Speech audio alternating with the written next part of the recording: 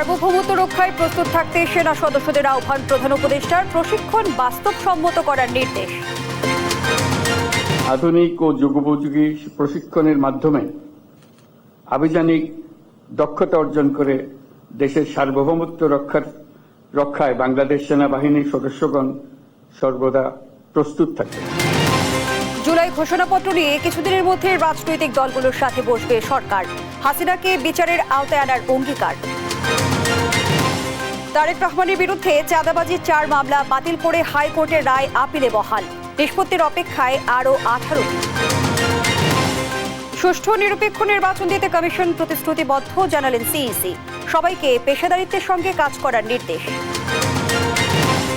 দুর্নীতির পাশাপাশি হাসিনার ভুল নীতিও বিনিয়োগ না বাড়ার কারণ বললেন অর্থ উপদেষ্টা। সুষ্ঠু পরিবেশের প্রতিশ্রুতি পররাষ্ট্র উপদেষ্টার। যুক্তরাজ্যে বেরিয়ে আসছে হাসিনা পরিবারের থলের বিড়াল। লন্ডনে বিনামূল্যে টিউলিপের বনের ফ্ল্যাট। টেলিগ্রাফের চাঞ্চল্যকর প্রতিবেদন।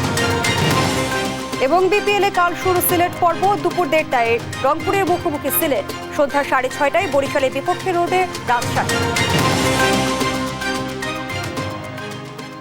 সংবাদ সন্ধ্যায় দেখছিলেন একেএস টিম টিভার সংবাদ শিরোনাম।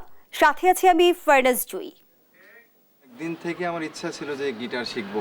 আমি যেহেতু স্টুডেন্ট, একবার এতগুলো টাকাও ম্যানেজ করা সম্ভব হবে না। জানতে পারলাম বাবার মাধ্যমে যে বিকাশে সেভিংস করা যায়। এটা সবথেকে ভালো লাগে যে কম অ্যামাউন্ট দিয়েই করা যায়। ক্যাশ আউট করতে গেলে কোনো চার্জ লাগে না। বিকাশ অ্যাপে ডিপিএস টাকা জমায় সারা দেশ।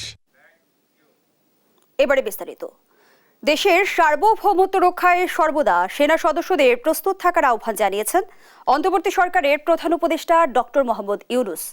আভিযানিক দক্ষতা, সাহসিকতা ও পেশাদারিত্ব অর্জনে সেনা সদস্যদের প্রশিক্ষণ বাস্তবসম্মত করার নির্দেশনাও দিয়েছেন তিনি।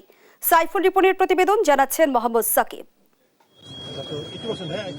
রোববার 55 পদাতিক ডিভিশন আয়োজিত রাজবাড়ী সামরিক প্রশিক্ষণ এলাকায় সেনাবাহিনীর ম্যানুভার অনুশীলন 2024-25-এ একটি পদাতিক ব্রিগেড গ্রুপের অনুশীলন পরিদর্শন করেন অন্তর্বর্তী সরকারের মাননীয় প্রধান উপদেষ্টা ডক্টর মোহাম্মদ ইউনূস। তাকে অভ্যর্থনা জানান 3 বাহিনীর প্রধান।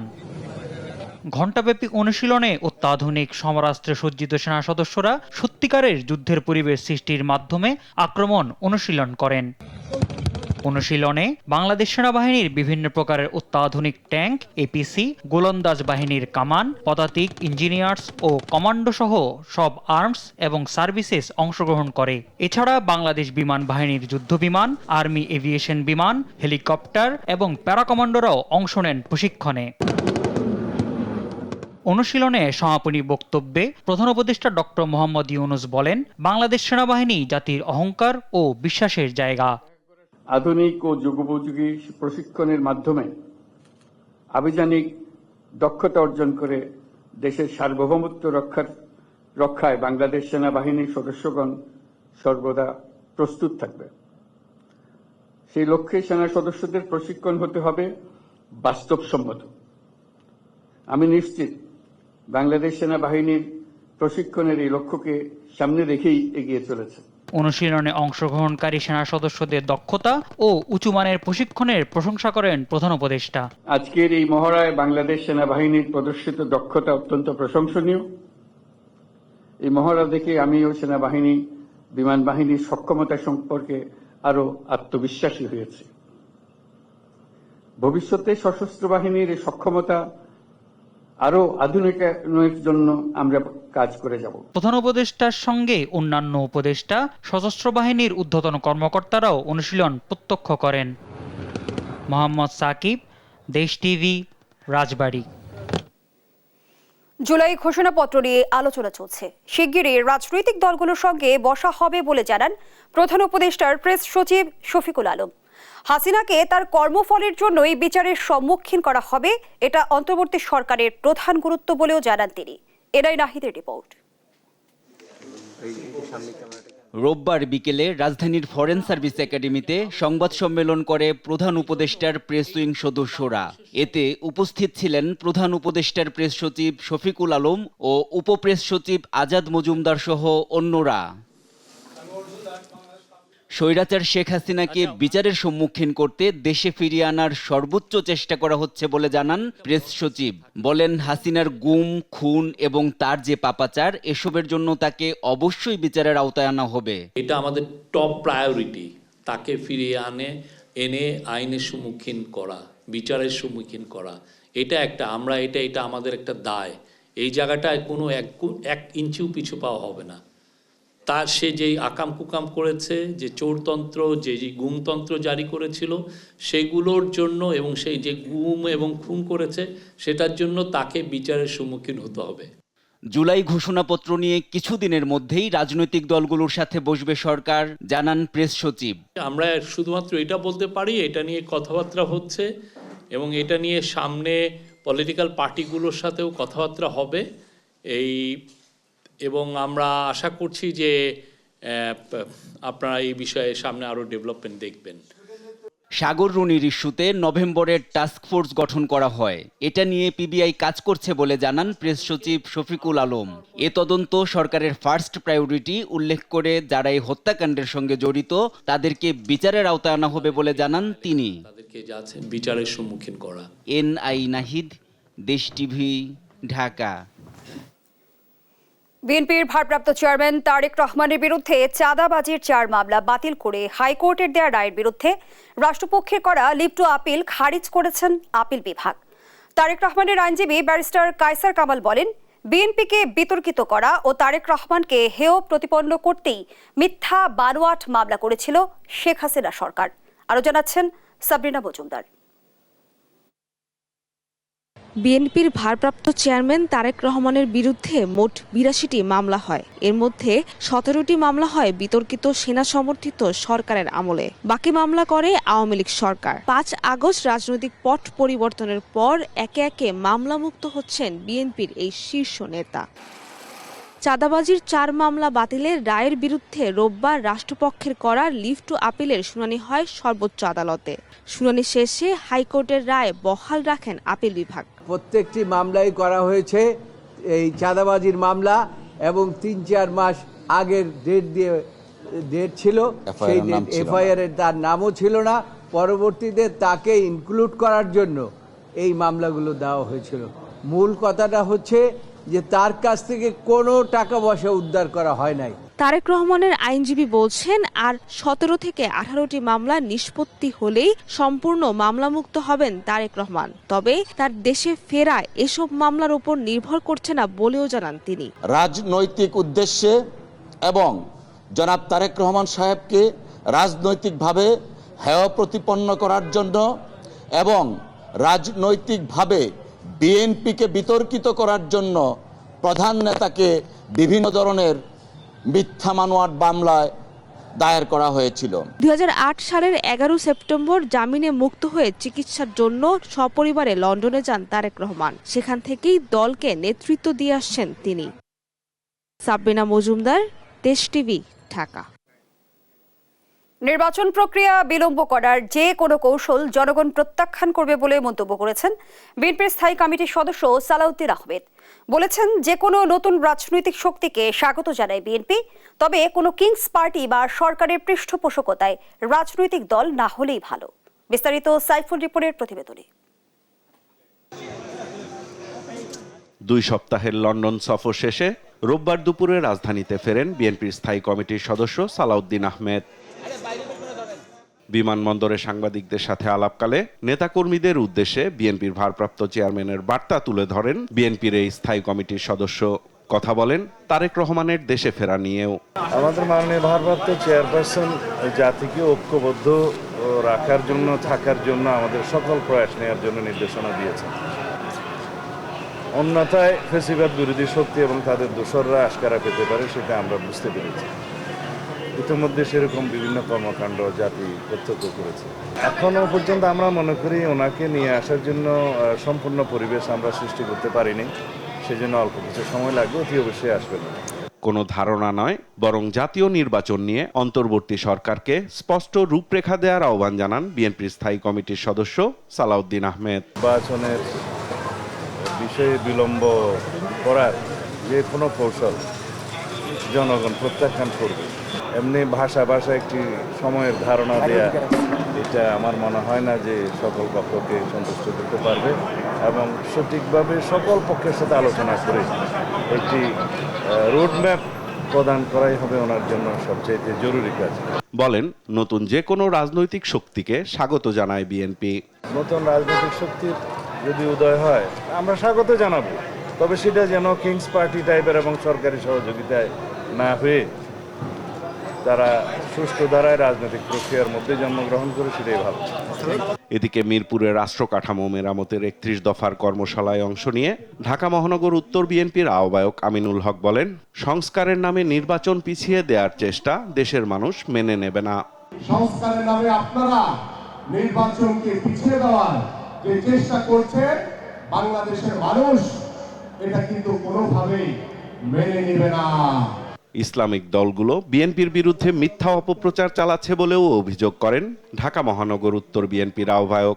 আরে ভাই, আপনি এসব প্রমাণ করে দেখান যে বিএনপি কোথাও চাঁদাবাজি বা দখলদারি করছে। এটা আপনাদের বানানো একটি খেলা। সাইফুল রিপন, দেশ টিভি, ঢাকা। মানুষের ভোটাধিকার নিশ্চিত এবং সুষ্ঠু, স্বচ্ছ ও নিরপেক্ষ ভোট আয়োজনে নির্বাচন কমিশন প্রতিশ্রুতিবদ্ধ বলে আবারও জানালেন সিইসি এএমএম নাসির উদ্দিন। রোববার সকালে রাজধানীর আগারগাঁয়ে নির্বাচন প্রশিক্ষণ ইনস্টিটিউটে ভোটার তালিকা হালনাগাদ কার্যক্রমের তথ্য সংগ্রহকারী ও সুপারভাইজারদের প্রশিক্ষণ উদ্বোধন অনুষ্ঠানে তিনি একথা জানান।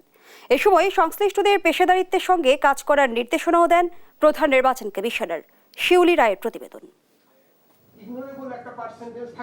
রোববার সকালে রাজধানীর আগারগাঁয়ে নির্বাচন প্রশিক্ষণ ইনস্টিটিউশনে শুরু হয় ভোটার তালিকার হালনাগাদের তথ্য সংগ্রহকারী ও সুপারভাইজারদের প্রশিক্ষণ কার্যক্রম। উদ্বোধন অনুষ্ঠানে সভাপতিত্ব করেন নির্বাচন কমিশন সচিবালয়ের সিনিয়র সচিব আক্তার আহমেদ। আসন্ন নির্বাচন প্রসঙ্গে নির্বাচন কমিশনাররা বলেন, বিগত নির্বাচন যেভাবে কুলুষিত হয়েছে তা পুনরুদ্ধারে যা যা করা দরকার সবটুকুই করবে কমিশন। ভোটার তালিকা হালনাগাদের অনিয়ম, অবহেলা ও অস্বচ্ছতা বরদাস্ত করা হবে না বলেও হুঁশিয়ার করেন তারা। এই ভোটার লিস্ট, এক্সিস্টিং ভোটার লিস্টের মধ্যে যদি কোনো ভুল থাকে, যদি কোনো ফিকটিশিয়াস পার্সন এখানে এসে থাকে, আমার মনে হয় ভোটার লিস্ট থেকে তাদের নাম কর্তন করা সমীচীন। কমিশনাররা আরও বলেন, সুষ্ঠু নির্বাচন অনুষ্ঠানে কমিশনের হাতিয়ারই হবে আইন এবং বিবেক। ইসির কোনো কর্মকর্তার দুর্বিসন্ধির দায় কমিশন নেবে না বলেও সাফ জানিয়ে দেন তারা। আমাদের মধ্যে যদি কারো ওইরকম দুরভিসন্ধিমূলক কোনো একটা কিছু করার থাকে, বিশেষ করে আমি আমার প্রতিষ্ঠানের কথা বলছি, সেটা উনি নিজ দায়িত্ব করবেন, আমাদের সহায়তা থাকবে না, সাপোর্ট থাকবে না। আর সবার প্রচেষ্টা জাতিকে সুষ্ঠু ও নিরপেক্ষ নির্বাচন উপহার দেওয়ার আশাবাদ জানান ইসির এমএমএম নাসির উদ্দিন। 18 কোটি মানুষ যে বঞ্চিত, এই তাদের এই বঞ্চনার দুঃখ তারা বলার জন্য আছে, আমরা আছি। আমরা দায়িত্ব নিয়েছি ইনশাআল্লাহ তাদের বঞ্চনা যাতে আমরা ঘুষাইতে পারি। তারা যে বঞ্চিত হয়েছে এতদিন, সেটা সেই ভোটের অধিকার থেকে বঞ্চিত হয়েছে, সেটা আমরা ঘুষাতে চাই। তাদের এই বঞ্চনার যে কষ্ট, সেটা আমরা দূর করতে চাই এবং আমরা আমাদের কমিটমেন্টে অটল আছি। তো আমরা আপনাদের সহযোগিতা চাইব। নির্বাচন সংশ্লিষ্ট সবাইকে পেশাদারিত্বের সঙ্গে কাজ করার নির্দেশনা দেন প্রধান নির্বাচন কমিশনার শিউলি রায়, দেশ টিভি, ঢাকা। সৌদি কোম্পানি আরামকোর মতো দক্ষিণ কোরিয়ার স্যামসাংকেও বিমানবন্দর থেকে তাড়িয়ে দিয়েছিল বিগত সরকার, জানান অর্থ উপদেষ্টা ডক্টর সালেউদ্দিন আহমেদ। তবে অন্তর্বর্তী সরকার বিদেশি বিনিয়োগকারীদের সঠিক পরিবেশ দিতে বদ্ধপরিকর বলে জানান পররাষ্ট্র উপদেষ্টা মোহাম্মদ তৌহিদ হোসেন। অন্যদিকে সৌদি রাষ্ট্রদূত বিগত সরকারের প্রতি অভিযোগ জানানোর পাশাপাশি বাংলাদেশে তেল রিফাইনারি কারখানা করে পূর্ব দক্ষিণ এশিয়ার বাজারে তেল রপ্তানির হাব গড়ার আশাবাদ ব্যক্ত করেন। এ নিয়ে জানাচ্ছেন জান্নাতুল মোহনা। সৌদি বাংলাদেশ সম্পর্কে বন্ধুত্বের হাত বারবার ফিরিয়ে দিয়েছে হাসিনা সরকার। ব্যক্তির স্বার্থে এমনটা করা হতো বলে অভিযোগ Saudi রাষ্ট্রদূতের। When it goes from the Prime Minister's office to the minister to the secretary and then to the civil servant, it will stuck there. সকালে পররাষ্ট্র মন্ত্রণালয় আয়োজিত সৌদি বাংলাদেশ সংক্রান্ত এক সেমিনারে এমন অভিযোগ জানান তিনি। Million Bangladeshi কেবল জনশক্তি রপ্তানিতেই নয়, বাংলাদেশে তেল রিফাইনারি কারখানা করে পূর্ব দক্ষিণ এশিয়ার বাজারে তেল রপ্তানির হাব করতে চায় সৌদি আরব, জানান সৌদি রাষ্ট্রদূত ইসা ইউসুফ ইসা আল দোহাইলাম। Actually, the Saudi-Bangladeshi relationship is a multi-dimensional relationship. Saudi বাংলাদেশের সম্পর্ক বহুমাত্রিক। হজ, জনশক্তি কিংবা ত্রাণ দেয়া নেয়াই একমাত্র লক্ষ্য নয়। বাণিজ্য, বিনিয়োগ, খেলাধুলা, সংস্কৃতি, পর্যটন এবং অন্যান্য খাতেও সম্পর্ক বিস্তৃত করা হবে। Culture, tourism, and every other aspect of our relationship. Cable Saudi না, দক্ষিণ কোরিয়ার স্যামসাংকেও ফিরিয়ে দিয়েছিল হাসিনা সরকার। বিনিয়োগ না বাড়ার কারণ শুধু দুর্নীতি না, অতীতে পলিসিগত নানা ভুল সিদ্ধান্ত রয়েছে বলে জানান অর্থ উপদেষ্টা। Samsung came, and they are also not welcome. They went to Vietnam, and they are exporting more than $50 billion. আর আমাদের দেশে স্যামসাংকে এয়ারপোর্ট থেকে তাড়িয়ে দিলেন, and what happened.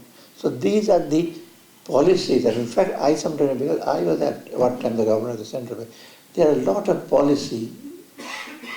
wrong policies taken.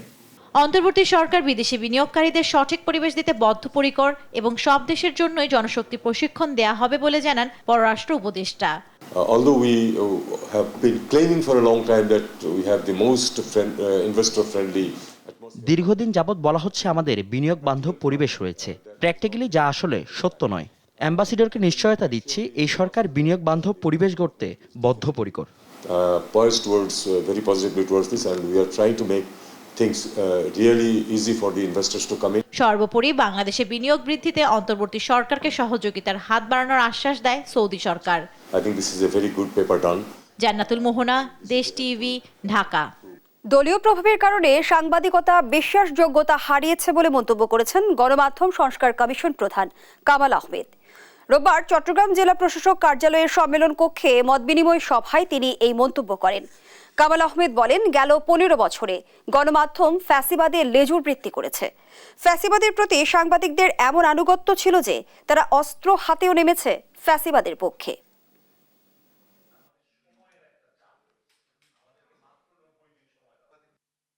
এতই দলীয় আনুগত্যে বা দলবাজিতে লিপ্ত হয়ে পড়েছেন যে তারা অস্ত্র হাতেও নেমেছেন।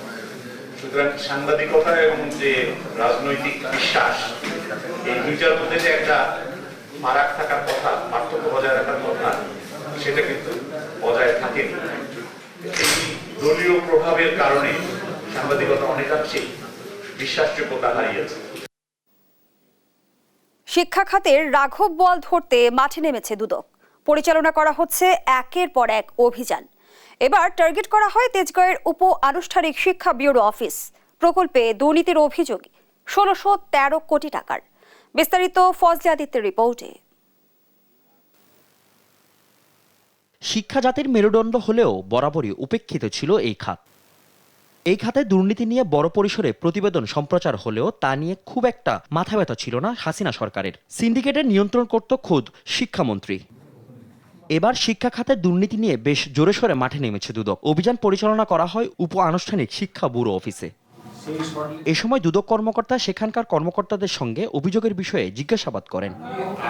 প্রাথমিক জিজ্ঞাসাবাদ শেষে সাংবাদিকদের সাথে কথা বলেন দুদক কর্মকর্তা। 1613 কোটি টাকার প্রকল্প ছিল। তো মেইনলি আমাদের আজকের যে অভিযানের মেইন ইস্যু ছিল এই প্রকল্পে সর্বশেষ কিছুদিন আগে 263 কোটি টাকার ব্যয় অনিয়ম হয়েছে সারা দেশব্যাপী। এটা একটা মেইন ইস্যু ছিল। আমরা এই রিলেটেড ডকুমেন্ট চেয়েছি। এদিকে অভিযোগের বিষয় সঠিক না বলে দাবি করেন উপ আনুষ্ঠানিক শিক্ষা ব্যুরোর কর্মকর্তা। সেটা কোনো ব্যত্যয় ঘটেনি। পিপিআর অনুযায়ী আমরা নিয়োগ করেছি এবং সেই নিয়োগের সকল দালিলিক প্রমাণাদি তাদেরকে আমরা দিব। তারা কিছু তথ্য চেয়েছে, আমরা তথ্য দিয়েছি কিছু অভিযোগের প্রেক্ষিতে। তো এখন আমরা পিডিপি 4-এর 22টা সাব কম্পোনেন্টের মধ্যে একটা সাব কম্পোনেন্ট ইমপ্লিমেন্ট করি। সেক্ষেত্রে আমরা আমাদের অংশটুকুর সকল ডিটেলস তথ্য আমরা দিয়েছি। অভিযোগের বিষয়ে আরও কিছু নথি চাওয়া হয়েছে, যা শীঘ্রই প্রদান করা হবে দুদকে।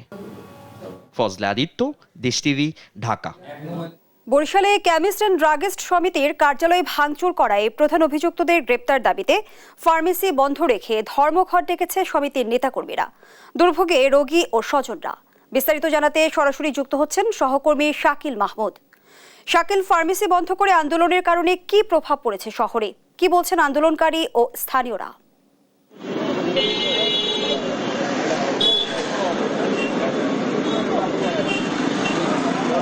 দেখুন, বরিশাল কেমিস্ট অ্যান্ড ড্রাগিস্ট সমিতির নেতারা আজ বিকেল 5টার সময় তাদের যে কার্যালয়ে আছে সেটি ভাঙচুরের প্রতিবাদ এবং এই কার্যালয়ে ভাঙচুরের যে প্রধান অভিযুক্ত তাকে গ্রেফতারের দাবিতে কিন্তু তারা ধর্মঘট শুরু করে এবং এর ফলে কিন্তু বরিশাল নগরীর যে 5 শতাধিক যে ফার্মেসি আছে তার পাশাপাশি বরিশাল জেলার বিভিন্ন উপজেলা এবং ইউনিয়নে যে প্রায় 1000 খানেক ফার্মেসি আছে সবাই কিন্তু এই কর্মসূচিতে অংশ নেয় এবং এর ফলে কিন্তু এই পুরো বরিশালের যে ঔষধ বেচা বিক্রি সেটি কিন্তু পুরো বন্ধ হয়ে যায় এবং এখানে যারা রোগী আছে সেই রোগীরা কিন্তু এবং তাদের স্বজনরা এতে কিন্তু বিপাকে পড়ে এবং আমরা এরই মধ্যে জেনেছি যে বরিশালের সবচেয়ে বড় যে হাসপাতাল শের-ই-বাংলা মেডিকেল কলেজ হাসপাতাল, সেই হাসপাতালে কিন্তু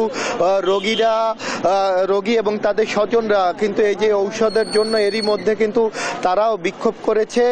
আমরা এই মুহূর্তে আছি যে কার্যালয়টি ভাঙচুর করা হয়েছিল ড্রাগস সমিতির, সেই কার্যালয়ের সামনে। এখানে আমার সাথে বেশ কিছু নেতাকর্মীরাও কিন্তু উপস্থিত আছে। আমরা একটু তাদের কাছ থেকে জানতেই চাই যে আপনাদের কার্যালয়টা কখন এবং কিভাবে ভাঙচুর করা হয়েছে, যদি একটু জানান আমাদের। বাংলাদেশ কেমিস্ট অ্যান্ড ড্রাগিস্ট সমিতির আমি একজন সাধারণ সদস্য। আমাদের অফিস সকালবেলা ভোর রাত্রে কিছু ডাকাত দলেরা ভাঙচুর করছে এবং লুটতরাজ করছে এবং ভিতর থেকে যত কম্পিউটার, আমাদের কাগজপত্র, আমাদের মাল জিনিস, আমাদের এসি সব কিছু ভাঙচুর করিয়া ওরা লুটপাট করে নিয়ে গেছে। এটা হলো ইকবাল আজম। আমরা এর সুষ্ঠু বিচার চাই এবং আমাদের যে ভাঙচুর ক্ষয়ক্ষতি হয়েছে এটার সুষ্ঠু তদন্ত করে আইনের আওতায় যা হয় সেই আইনের বিচারটাই আমরা অপেক্ষা করি এবং গ্রেফতার চাই। আপনারা কি কোনো মামলা করেছেন কিনা বা পুলিশ কি বলছে? আমরা সকালে থানায় গেছিল, মামলা হয়েছে। মামলা এই পর্যন্ত 2 জন আসামি গ্রেপ্তার হয়েছে, কিন্তু 1 নম্বর যে আসামি ইকবাল আজম সাহেব এখনো গ্রেপ্তার হয় নাই। আমরা যতক্ষণ পর্যন্ত উনি গ্রেপ্তার না হবে ততক্ষণ পর্যন্ত আমাদের এই আন্দোলন চলবে। আমরা এই আন্দোলন চালিয়ে যাব। আপনারা কিন্তু দেখছেন যে এখানে যারা সমিতির যারা নেতা আছে তারা কিন্তু কঠোর হুঁশিয়ারি দিয়েছে যে যতক্ষণ পর্যন্ত না এই ঘটনার সাথে জড়িত যে প্রধান আসামি তাকে যতক্ষণ না গ্রেফতার করা হয় বা আইনের আওতায় আনা হয় ততক্ষণ পর্যন্ত কিন্তু তারা এই আন্দোলন চালিয়ে যাবেন। এবং এরই মধ্যে কিন্তু এখানে যারা আছে তারা কিন্তু জানিয়েছে যে কালকে সকাল 10টায়ও কিন্তু তারা মানববন্ধন সহ কিন্তু নানা ধরনের কর্মসূচি কিন্তু তারা পালন করবে বলে কিন্তু তারা জানিয়েছে। এবং পুলিশের সাথে আমাদের সাথে কথা হয়েছে, পুলিশ বলছে যে আসামিকে গ্রেফতার করার সর্বোচ্চ চেষ্টা করছে তারা। বরিশাল থেকে এতটুকুই ছিল আমার কাছে থাকা সব শেষ। ধন্যবাদ জানাচ্ছি আপনাকে। দর্শক, বরিশাল থেকে যুক্ত ছিলেন সহকর্মী শাকিল মাহমুদ।